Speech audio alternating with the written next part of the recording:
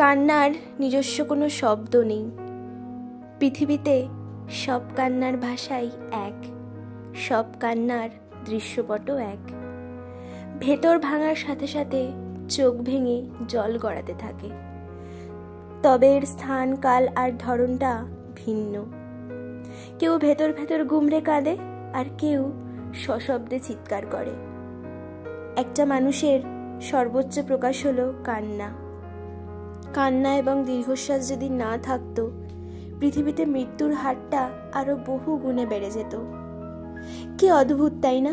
জীবনের পরম ভালো লাগার মুহূর্তগুলোই একটা সময় এসে কান্নার কারণ হয়, স্মৃতি হয়, মাঝরাত্রিরে জাগিয়ে তোলে, কাঁদতে কাঁদতে ঘুমিয়ে গেলে ফের জাগিয়ে তুলে কাঁদায়।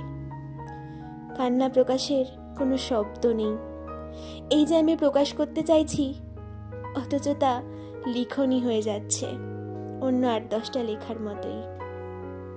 এমনকি এতে কোনো জলছাপও থাকছে না।